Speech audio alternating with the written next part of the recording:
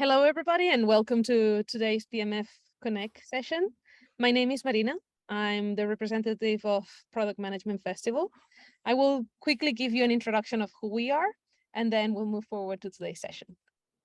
So we are a conference, a community. We are a company that takes care of the product management community. We make sure that it's a safe space for everybody, big companies, small companies, anything in between, to be able to reach other product managers, other like bigger names, smaller names, it doesn't matter. We have a lot of initiatives that allow us to do so. We have, for example, a trends and benchmarks report, which we try to run yearly. It's a survey that we send to all PMs that we are able to, and then we just bring some data forward. Normally, it's more European centered than other similar reports. And then it's also based on leadership. We try to find trends when it comes to leadership styles, when it comes to company behaviors, and so on and so forth. Then we have our biggest event, which is our conferences in Zurich and Singapore. With the pandemic, we had to halt for a while the Singapore one, but we do have the conference in Zurich now in November, in like a month and a half. And we would love to have you there. It's a conference where there's hundreds. Back before pandemic, we had over 1,000 product managers only kind of roles. It has a lot of senior people, it has a lot of young people, but all of them in the product management world. We have over 60 speakers. We have, it's a huge cinema. It's beautiful here in Zurich. And we have all the rooms with the massive screens. The food is delicious because and then, so yeah, feel welcome to join us. And then we have local PM nights, which are like meetups for product managers. We normally host them in some partners' offices, and then they have a short presentation of something they do, and then we have some apero and some drinks and have fun and be like with like-minded people, right? Then we also have the product executive circles, which are invitation-only events for senior roles on the product management. That is really the safest place that we have, meaning there's no recordings, there's no notes, there's nothing. People are there to talk about their burdens or their learnings, and it stays there. What happens in the PM exec circle stays in the PM exec circles. And then the other big thing we have is our product management executive program, which is a course that we run for 4 days. That is like for people that are starting to lean towards the executive level, towards a higher level, that want to learn how to manage it well. We run it in France. We have run it in San Francisco as well in the US, and we are slowly just expanding through it. And then these kind of webinar sessions like today's, where we partner up or we welcome some companies that they will bring forward more knowledge to the product management community without having to move from your office or home, which is great in these times and days. And this is us. As I was saying, this is a quick view of all the companies, the speakers that we have in the conference are coming from. As you can see, there's companies you might not have heard of, and some companies that you're like, those are coming? Yes, they are. And if you would like to have a quick discount, just write on our ticket page in PMF, discount-connect, and you will get a 20% off. And then today, I'm very happy to have Hannah and Stephanie here. They're from Pendo, one of our cool partners, and they will be telling us a lot of things. We have bonded very quickly. We are very geeky, the three of us. So I cannot like stress enough how fun this is going to be. And also it's also about measuring and data. So personally, this is a topic I'm very excited about, and I will let them do their thing from now on. If anything, we will have a Q&A at the end of this section, and please feel free to talk on the chat. We will keep an eye on it. Thank you so much. Oh, thank you for the lovely introduction. I'm just going to grab the screen, put the slides up. Cool. So yeah, thank you for the lovely introduction. We're talking about data today and measuring what matters. And then also as product people, we have like tons and tons of product data. So Steph and I are going to run through some like real use cases and like practical examples that we use in our day-to-day job as well. So Steph, I'll let you introduce yourself. Yeah, sure. So Stephanie Tan's our Senior Director of Product Management at Pendo. I've been heading up our analytics product management team for a while, and then most recently have jumped over to the machine learning side and starting to introduce, figure out how do we effectively deliver products that are built with machine learning. So that's an exciting, fun new challenge for me. I've been at Pendo for about 2 years, and I think, as I mentioned, if folks heard earlier, I've been in product management for about 10 years. Hannah. Very cool. So Steph and I worked together on a few things. We're both at Pendo. I'm a principal of product marketing here, but I am a product person at heart, and I actually work really closely with the product team on the Pendo feedback product. I like to say Pendo is kind of like my first proper job. I've been here 3.5 years, but prior to that, I'd founded several companies. So this is the first time I've kind of like being within a bigger organization, and it's been really fun so far. And I arrived here through the acquisition of a B2B SaaS product that I'd built and started 7-8 years ago, and been doing nothing but software for 18 years. So I've seen like quite a lot of evolution in that time as well. But interestingly, I think like for me, the most exciting part about how the product role has evolved is around data. So that's why Steph and I were joking we could talk to you for hours on this, but we promise we won't. So Steph, I'll let you outline what we're actually going to go through. Yeah, so this is going to be a little bit of a kind of introductory talk around product analytics. So we're going to talk about the basics of data and why that matters. And then we're going to run through a couple specific examples of how to use it in practice, starting with running experiments, moving into feature success metrics and how you actually think about measuring success. And then lastly, focusing on how do you effectively sunset a product, because that's probably much harder than anything else is within product management. And then we're going to end with getting started, and we're going to talk through some tips and tricks on where to get going with product analytics and how to move forward. Cool. And then we just wanted to like set the scene a little bit for you all as well, like product analytics and like product data. From talking to other product managers, we're realizing it's becoming even more important in today's environment, whereas a product team, we're being really pushed to be efficient, to make our product work harder, to build better customer experiences and really build the right things that drive the business forward. And that's where data comes in for us, isn't it, Steph? Like we use data all the time to help inform decisions, to make sure we are like creating value and building the right stuff. And as we know, we're in like, it's a bit of a tricky spot right now. There's no way to say it nicely. There's a lot of macroeconomic things impacting product teams at the moment. So we have to be really efficient. We have to deliver more with less, and we have to really think about how we can use our products to empower others to do a good job when we don't, we maybe can't backfill that product role, or we can't grow a team as fast as we need to. And again, this is where product data can really help us by spotting opportunities, helping us work efficiently, and helping us build a great product. Yeah, and what's really interesting about kind of the world that we're living in right now is that we still see that within IT departments, software spend is growing 10% year over year, which is higher than all of these other categories: data systems, devices, IT services. So why is that? Why is software spend still growing so quickly? Well, I think it's because companies have to become more efficient. As they unfortunately have to go through hiring freezes, potential reduction of workforces, these companies have to tackle more with less. And so they look at software to start to scale their people, to solve problems that maybe a human could have done before.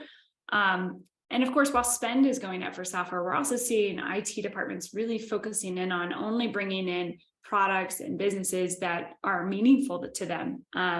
If they're doubling down on ensuring that the software that they're buying is business critical. So if you, as a product person, are not building a product that is considered necessary by a business, you're probably going to lose their business.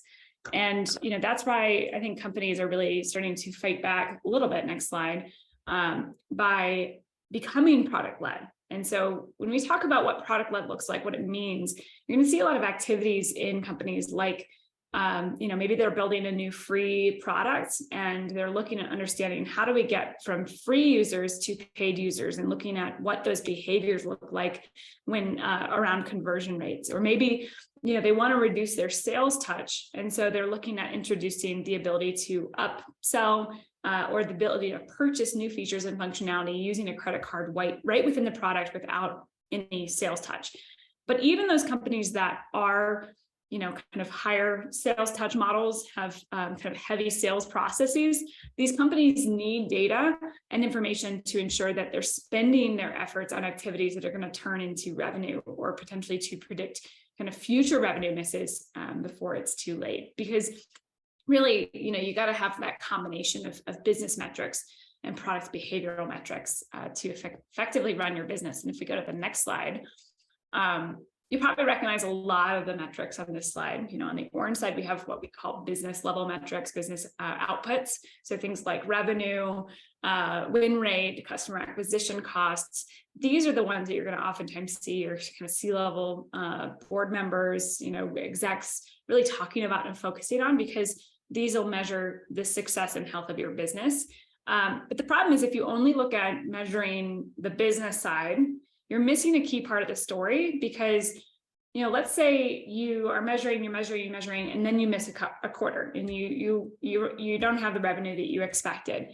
Well, now it's going to take, several quarters of change to impact that number. You can increase your marketing spend, you can increase your sales pipeline, but those are really going to be slow to move this revenue number, or your, kind of win rates.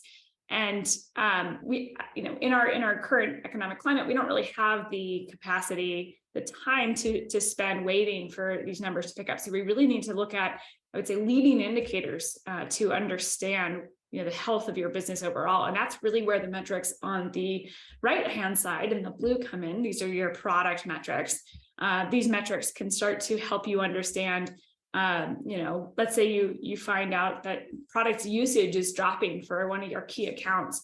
Well, you can actually start to maybe take some action, have some conversations, ensure that they're getting the most value out of the product they possibly can, and impact that customer before they actually hit renewal. So I think it's really critically important to really understand these metrics in the blue on the right-hand side.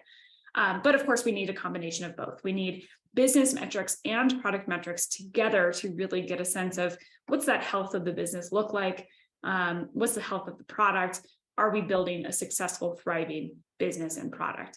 And so obviously there's a ton of product metrics to choose from out there. And so this talk is really to give you kind of an introduction on what those metrics look like and how you might use them in specific cases. So Hannah, take us out on the next slide.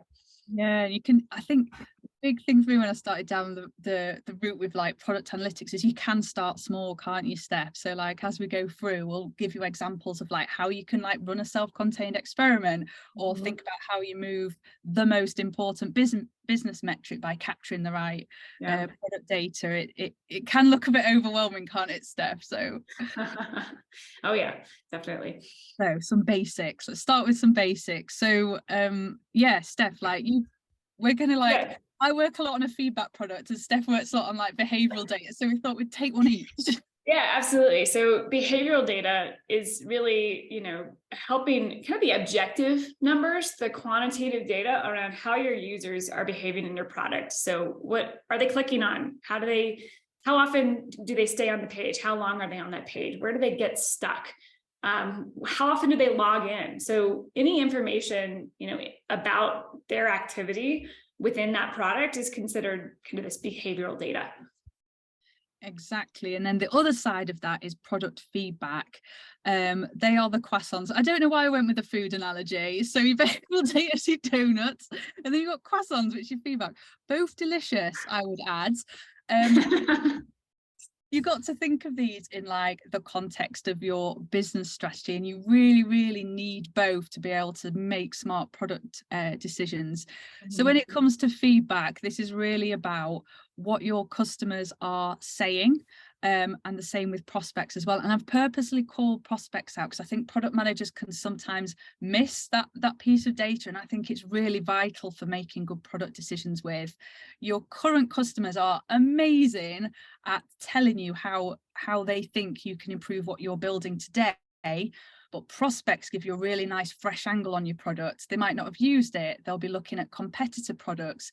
They'll have a bit of an overall understanding of what are the basic features your product should do, given the market that you're in. So I'd highly recommend, when you're thinking about what data you need to make smart product decisions with, bringing that behavioral data, what customers are doing, what customers are saying about your current product, but then also, that great data from prospects that usually comes in from the sales team. And we wanted to put this out because I think the more I've talked to the product people, Steph, tell me if you disagree, this seems like this is the perfect combination, right? Understand your business strategy and then have those two pots of data.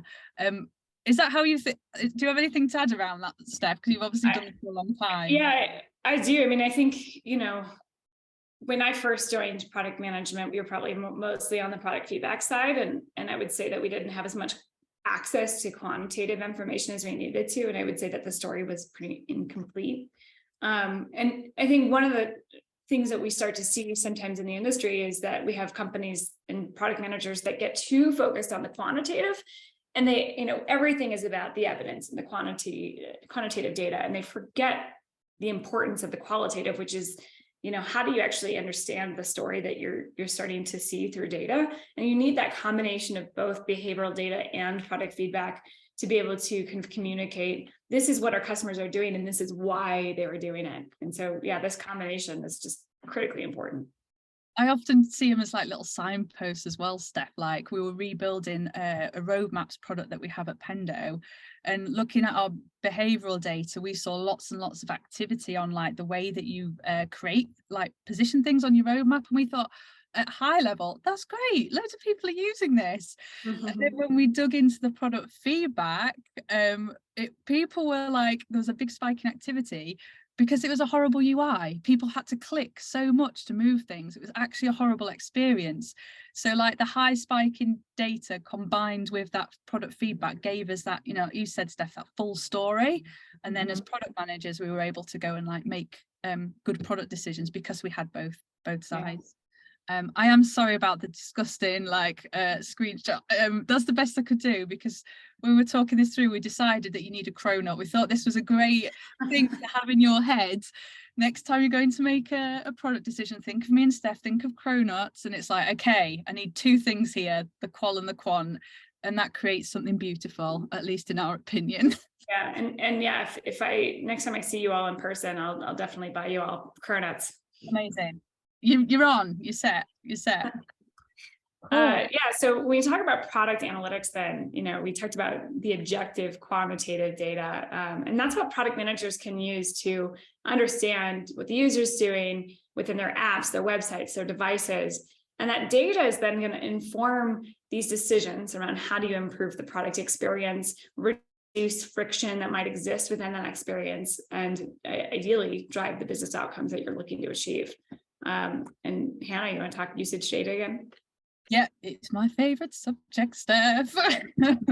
So like I explained a little bit there with that roadmap example, that usage data like pairs so nicely with those touch points with customers and how they're feeling and the feedback that they have for you along the way. So that can be things like user surveys, it can be like product testing as you're developing something new, or it can be like an ongoing product feedback loop where you're collecting ongoing feedback as people are just browsing and using your product. So yeah, that's where you can tie things together really well.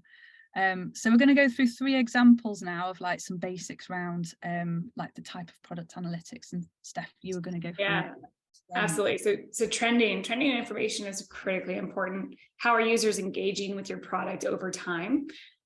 So you might look at whether or not they're using a feature or a page, and how that's changing as you launch the feature and how you move it over time.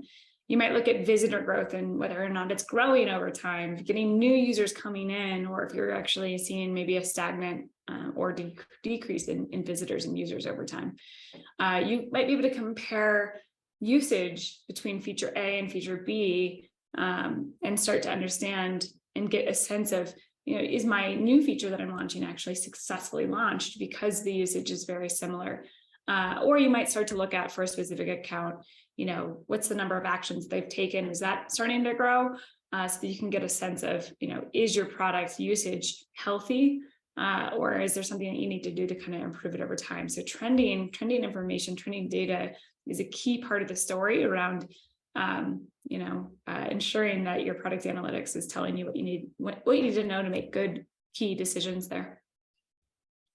And then the next one that we use a lot is funnels. This is how users are moving through a sequence of steps. It's a little bit different to trends. What you're really doing here is that you can get users using your product successfully if they follow certain steps. And you might have seen this in your analytics data. You might see, oh, people who are successful and get value from my product do these things. So you can build a funnel to understand how many users are taking those actions. And then what we'll do a lot of the time as well is we'll be able to understand how people are using and moving around our product. And then we do things like we put in-app guides within our tool to help people follow the steps that we know will help them be successful with our product. And this is like a really good high level overview as well of where people are kind of dropping out of that kind of flow that you want them to follow. So if I see a load of people drop off from page A to feature 1, for example, as a product manager, that could be a bit of an alarm bell of, is there something unclear in the UI? Is there not enough support in app for my customers to understand that that's the next step they should be taking? So this is really about driving that user behavior and getting people to success by following steps that are going to work for them. Yeah, and then we have paths. So paths are relatively similar to funnels in that you're really interested in understanding a workflow and how people are moving through a workflow.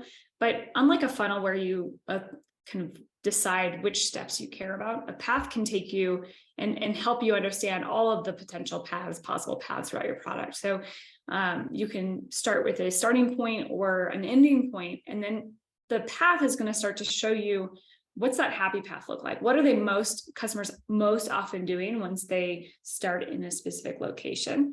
And then what are the other areas? And what this allows you to start to look at is, are there friction points? Are there places where there are some dead ends in your product that customers can't really get to where they need to go? And so it's a really important one to kind of open your eyes up to potential other paths across your platform and ensure that your customers, again, are able to achieve that action that you want them to achieve within your product. Yeah, this is really nice for exploring as well, isn't it, Steph? Because sometimes you have a good idea of what the valuable path is, or like the funnel you want to build, but you sometimes just want to have a look and what are people doing?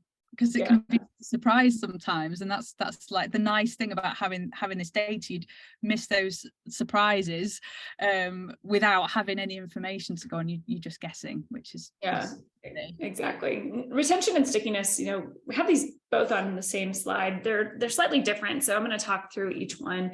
Really, at a high level, we're looking at understanding how frequently our users are using our products over time. Retention takes a look at, if they came in month 1 or month 0, are they returning on a monthly basis? So that's a really important one. Do they continue to come in? Do they use the product over time on a frequent basis? And stickiness is a slight change to that. So stickiness takes a look at all of your users that say are using your product on a monthly basis. How often of them are coming back into the product on a daily basis or a weekly basis? So it gives you a really nice percentage of, these are your daily users, these are your weekly users, with the denominator not being everyone who's ever come into your product, but instead just the ones that are obviously coming in on a regular basis. And so, when we look at kind of analytics in general, building a feature and ensuring it's adopted once is just not enough. You have to think about, how do we build an experience that people are going to want to come back to over and over and over again? So stickiness is definitely one of those metrics that is, I think, becoming more and more important when it comes to product analytics. Yeah, and that goes back to the efficiency thing for me, Steph, doesn't it? You've got to be building products like features that do have value. And one of the ways you can measure value with the product data is like understanding that stickiness metric. Yeah. I mean, I think it's very, very easy to build a feature and then move on to the next big thing. I think we've all done that. If you tell me you've never done that, then I think you're lying. But retention and stickiness are two metrics that you can really dig into, and it can help you build a case for why you might need to iterate on an experience that much more. Product management is all about building the right case to continue the investment is right. And these two, I think, are very important to move that forward. Exactly. And it ties back to that slide you had with those different kind of the business level and product level metrics, doesn't it, Steph? You've got that product level data, and that can help, you can like use that data to show how what you're building like informs has an impact on the business level metrics as well. So we're going to go through like 3 key places. Like, we're giving you a bit of overview of like the main types of analytics, or some basics for product analytics. So we're going to talk through 3 big use cases next that we use an awful lot. One is like using product data in the discovery phase, the build phase, and then kind of when you're at the sunsetting phase. So when you're trying to kind of take a feature or a product out of market, which is, like you said, Steph, really difficult. We're going through that with something at the moment, so I'll share some learnings as we get to it. Absolutely. Yeah, it's hard, right? So the first one was the running experiments part. So running experiments, when you think about experiments, this is again, it can be very broad. Think about what you're trying to prove and what data you need, and then how you're going to measure it. And we'll do this a lot like at the very start of when we're looking to build something, but we'll also do this like partway through the life cycle of a product as well. So we'll have run different experiments on how we're going to improve an existing product or product area as well. So the steps we tend to go through are like, we design the experiment, we have some hypothesis so that we can share that and show what we're actually testing against, conduct the experiment, analyze it. It's all quite basic stuff. And Steph, I was going to ask you about this experiment canvas here, because this was from a screenshot you provided. Is this something you use a lot? Is this a good way to think about how you'd like lay it all out, I guess? Yeah, I mean, I would say that I don't have printed out grids like this, but I think if you're looking for some sort of framework, it's really helpful it's a good one to use. But what we will sit with our UX researchers and we'll walk through ensuring we understand before we even run any sort of experiment or research, what are we actually trying to learn, right? It's being purposeful around building an experiment. That's the necessary piece here, as opposed to specifically using this template, but it's here if you want it. I love it. That's great. And I'd say as well, I was just thinking about it today, because we were literally thinking about some experiments we were going to run, come out of a meeting today, 3 different product managers. And again, one thing we did, thinking about tying things back to the business, is it was like, what we're trying to prove and what metric are we trying to drive for the company. And I think as a product manager, the more you can think about how it helps the business and what it's driving to, it's a really useful thing, and then it's really useful for communicating that back out as well. So Steph, different experiments, right? Right. Yeah. And I think one of the key points about running experiments and why this is so important when it comes to data and behavioral usage is that, we want to use data to inform decisions where we're taking things and taking, and when you have an absence of data, when you don't have a product yet built, you have to kind of start to run experiments so you can get a little bit of behavioral data to mix in with your qualitative that you're going to get through the overall experiment or discovery phase. And so that's really why the key piece of experiments is how can you get as much quantitative, objective data as possible to inform future decisions. So the different types of experiments that we have here, the first one is you have a prototype or a concept and you want to test and understand, do people understand where to click? Do they understand the purpose of it? Are they satisfied with this concept? Or do you need to work on some ideas, make sure you're solving the right problem itself? So that's a key one, which is, you can do that in a product pretty easily by launching a guide and having them, answer a few questions about a prototype that they see. The second one is a conversion test where, you have a concept, you want to understand, are people going to use it? Are they going to use it if they're prompted to use it or not? Or is there something that's causing them friction to being able to actually convert to make, taking that action and to use that feature itself? And so oftentimes actually internally, we see this being used of, I want to test out specific content copy for communicating this feature's been launched and released. I can run a quick experiment, get some data to understand, is my guide communicating what I need it to communicate, and are people using a feature that I want them to? And the third section, which I'm going to talk about in further detail here, is A/B tests, which is you got two approaches and you want to get a sense of which one works better before you spend a lot of development resources making it real. And so if we go to the next slide, I'll talk through kind of an internal Pendo example of how we ran an A/B test early on in a discovery phase. So we were doing some work to build an analytics dashboard that was really targeted towards C-level executives, buyer personas. How do we get that high-level analytics and overview analytics to the right audience? And so what we did is we separated our target persona into two separate segments. And for one half of the segments, we gave them a badge on our dashboard that said portfolio. And for the other segment, we gave them a badge that said executive dashboard. And we ran the experiment for about a week. And so, what's great about this is we had about the same number of visitors per segment logging in. So portfolio got 338 visitors, executive dashboard got 335 visitors. And what we found was that, 31% of the visitors for exec dashboard clicked on the guide. And of those 31%, 31 people, I think, got to the end of the guide, and then 18 of those actually wanted to talk with us further, which is, I can't do the math exactly, but more than 50%, I think it's about 60%.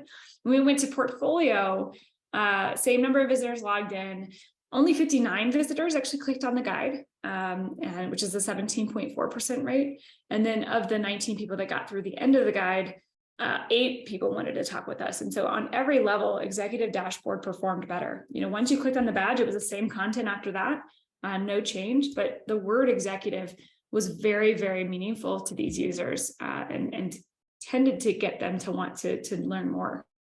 And so what we did is, when we launched the feature in beta format, it went out with the name Executive Summary. So this experiment really did impact how we thought about launching this feature to our customers. So A/B tests are really, really important to use as early discovery for, when you're looking at concepts and you want to use some quantitative data in your process.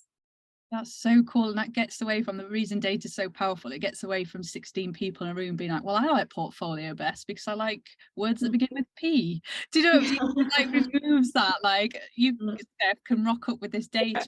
Like, yeah, who knows what they would have said if we asked them a question, exactly. Do you like executive or portfolio? But their behavior speaks, mountains. Exactly. And I love that you, as part of this experiment as well, you had that reaching out for that qualitative feedback as well, like engaging with people who were part of the experiment, making those conversations happen with users as well. It's really important. Yeah, absolutely. Really cool story. So the next one is measuring feature success. So this is like the second way where product data and analytics can really, really help you. And there's something you said earlier that struck a chord with me, Steph, like about launching a feature and then moving on to the next thing. The way I kind of think about it now and talk to other product managers about in the same way is that when you've launched a feature, that is very much the beginning. Like that's just part of the process. It's the first half. It's like you've done your discovery, you've built something, and then when you've launched it, that's when it gets really exciting. That's when you need to be using data to iterate. That's when you can set those smaller experiments to help you drive adoption and drive the right business metrics. So measuring feature success is like, I'd say honestly, it's impossible without data. Otherwise you just, I don't know what you're doing. So and actually this is like a real example of just a couple of dashboards that we put together when we launched that new roadmap product that I mentioned. So what we did is we looked at the entire customer base and set a goal with the business of like, how many accounts do we want creating a roadmap? Because we all sat down, we had that discussion, a bit like when you're designing experiment, right? We had a hypothesis that we wanted this number of accounts to create a roadmap, and like this was why. And then we also understood that once you created a roadmap, very often you're just going to be updating it. And another key piece of value with a product roadmap is the number of people actually viewing it. So the product manager creates a roadmap. That's one measure of success. The second for us is, are people viewing the roadmap that the product managers have created? So we had that at like a business unit level discussion of like, what's important to the business, what behavior do we want to see? And then we set, these are more like thinking back to the different different things you can do with metrics. This was very much about the trend over time and driving adoption to a certain number. That was like the thing we started with. And then Steph, did you have a point about stickiness here as well? Yeah, I did. Yeah, which is, adoption and usage is one area and very important to measure overall success of a feature. But secondarily, I think stickiness matters a whole ton, and retention, which is, if they're using the feature once, are they coming back? So one idea or one thought around measuring success of a new feature is, let's take 50% of the first week users. Are they coming back that next week? Do we have 50% retention here? Or, whatever your target goal is, 50%, 25%, but looking at, are they coming back? Do they find enough value in the feature itself to be able to kind of want to use it again and again and again as a part of their key workflows? Absolutely. And this is like really critical because it allows you as a product manager to understand the trend of adoption, but then you can also drive that. It's like, okay, adoption's dropping off. Do we need to put a guide in app to show people a video to help them get started easier?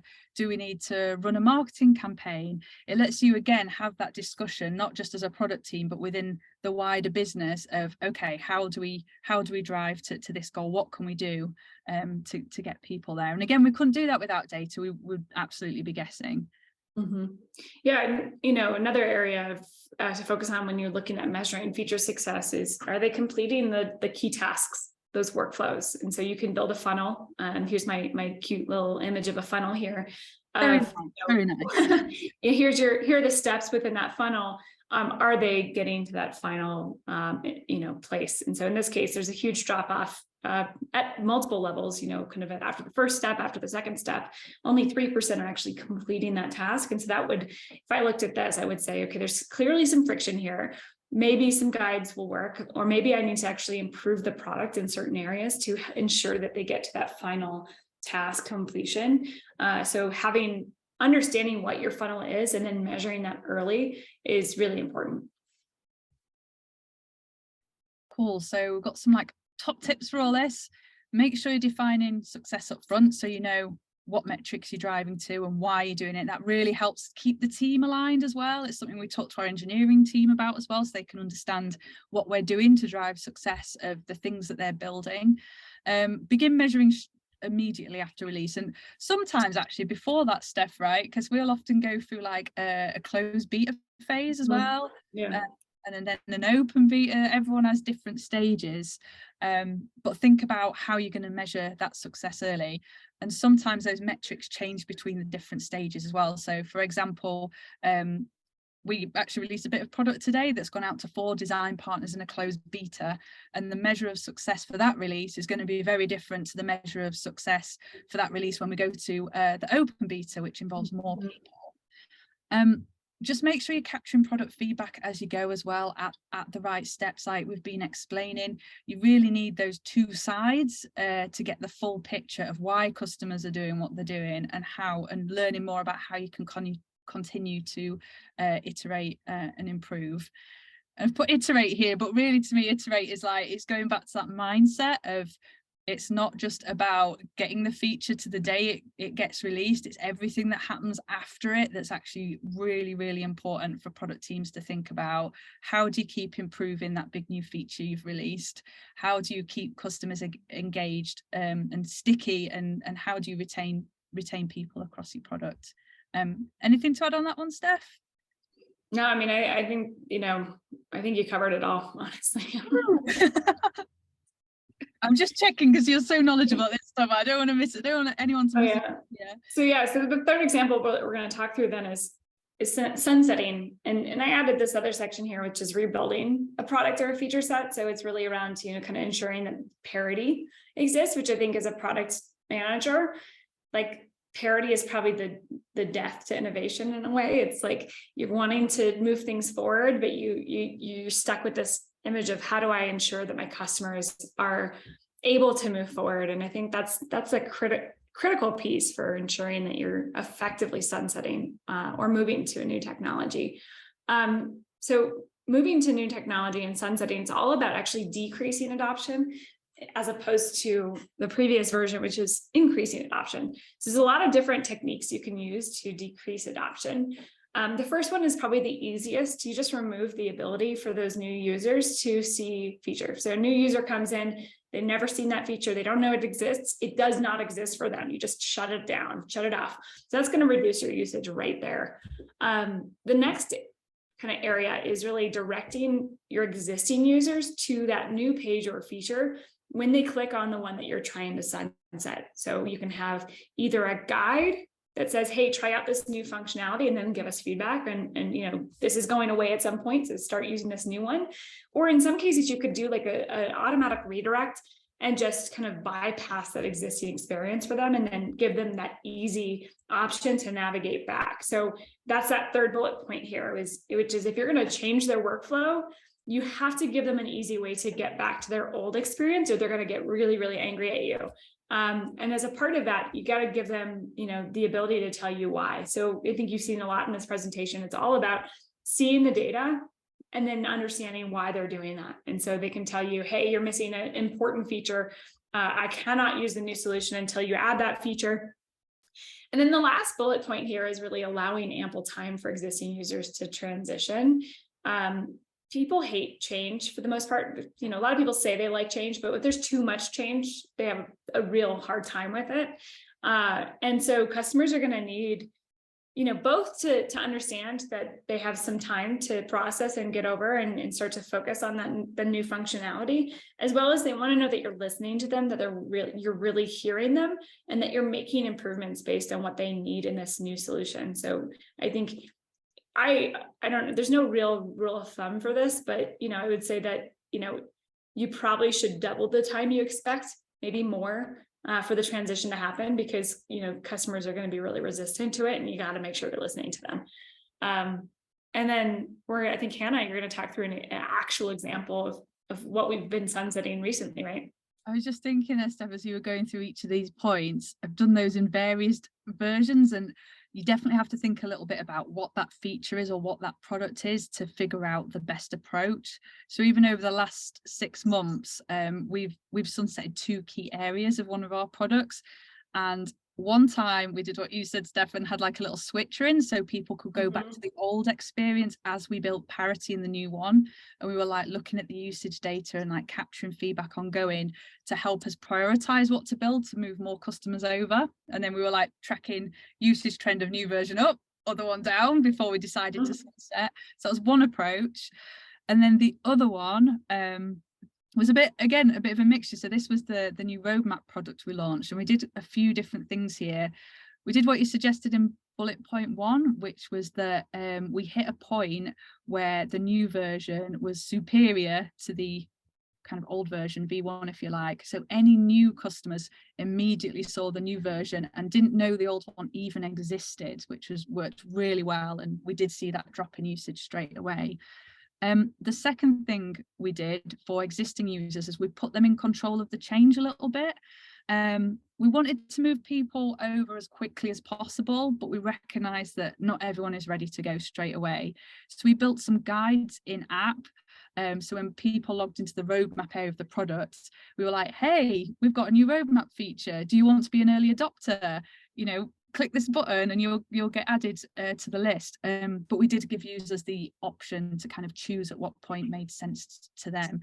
So this is just, hopefully this gives you a bit of an idea of that there are different ways to do it. So you need to think very carefully about the outcome you're driving, what your customers are going to react best to, before you kind of figure out what the best approach is. Do you do something there? No, I just really like the language that you're using here for, you're kind of giving users the impression of, hey, you can be an early adopter, be on this journey with us. I think that language, that positive kind of complimenting of the user will help, I think, a lot of people decide to maybe look at trying that new experience before they're really ready to. I've not thought of it like that, but I've just realized through the whole thing, we're very much in the frame of mind of like, this is better for you and this is why, like, come and join us. It wasn't like, guess what, that thing you like's going away. Yeah, right. This is part of like, thinking about how you support your users as well, and not freak them out. So last little section, we've obviously been through a lot. As I said earlier, you can absolutely start small. So hopefully this has given you some inspiration to think about, a particular use case you might go and think about product data with, or, holistically what changes you might make. But here are like the top tips we had for getting started. So the first one, as we've said throughout with everything, it really is worth the time to sit down with the team and have that discussion around what success looks like, because once you've set that and it's aligned to the business goal, that just helps everybody out. Like, if success looks like getting 80% of your users onto sunsetting a feature and getting 80% of new users over, you're going to approach it very differently than if the amount of people you move over within a certain time frame doesn't matter. So define success up front, because that helps everyone rally around the right things, and kind of like task. Yeah, and then the second tip here is, once you understand what success looks like for a new feature or a new capability, make it visible. Create a dashboard and hold yourself accountable for looking at it weekly and having discussions about whether or not you're seeing successful behavior or not. I think this is we could probably do an entire webinar just on creating a dashboard. Yes. And what all the tips and tricks around this. But it is something that you want to make this visible. You want to make sure everyone understands these are how we're measuring success. And then, I think holding yourself accountable for actually taking a look at it is really important. Exactly. And then very much related to points 1 and 2, set those targets and then record what you're seeing, and don't just record the quant data, make sure you're capturing the feedback and recording that as well, which goes on to point 4. Oh my God. Which is, having a process for collecting and reviewing that feedback. So it's easy to collect feedback, very easy to ask the question. Make sure you're actually looking at the feedback and reviewing it and making changes, or putting items on your roadmap to actually look at that feedback and respond to it, because no one wants to give feedback to a black hole. So make sure you create that process for triaging, reading through and responding. Definitely. And that's part of like that iteration process as well. Like, as you're iterating and collecting feedback, share with your customers what you're building next and why. And then that iteration can come from, again, think right back to the beginning. It's about having good product data, understanding the behavioral side, what users are doing, understand what customers are saying, and then tie that all up to the success metrics, which you need to tie back to the business. It's the cronut again, right, Steph? We'll end on the cronut. The cronut as product management. So there's one thing you've taken away from this webinar. Cool. And that's everything. I hope it's been useful. Thank you, Steph. Yeah, thanks, Hannah. I guess at this point, any questions?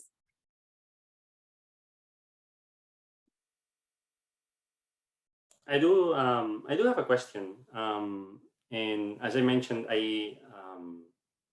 I'm in consulting, so it's a little bit of a different scenario, but how much, the question that I always ask myself is, how much time and effort or money do you spend on gathering the data, doing the tests? I think that finding that balance is kind of difficult sometimes, because you could, iterate forever, right? So at what point do you say, okay, this is enough, I have enough information, or I'm happy enough with the result?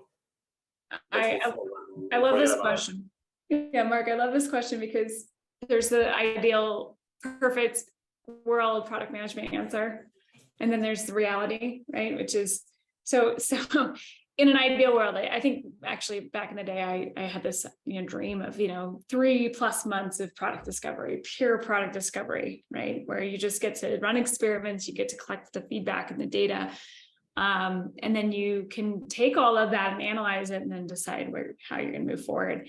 And that's not reality at all. I think it's in reality, you have your execs or your leadership team, or in your case, your clients that are like, I need a solution now.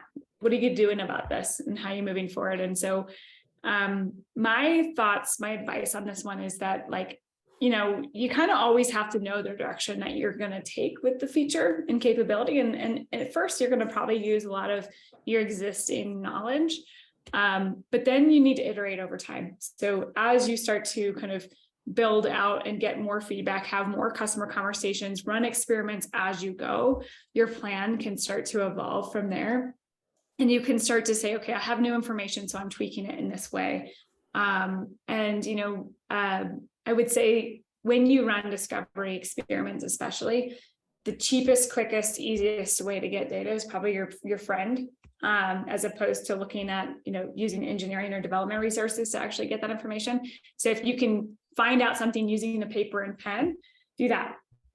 Where you need like a little bit more of a higher fidelity mockup, you can kind of go to, kind of that level, and then, try to delay getting to the really highest fidelity mockups as soon as possible. But I think my first couple months at Pendo, I was, doing ideal product management. And I was told very, very quickly, it was like, yeah, you don't have you have to build a product and deliver it in 3 months. You don't have 3 months to actually do product discovery. Right. I was like, Hannah, did you add anything there?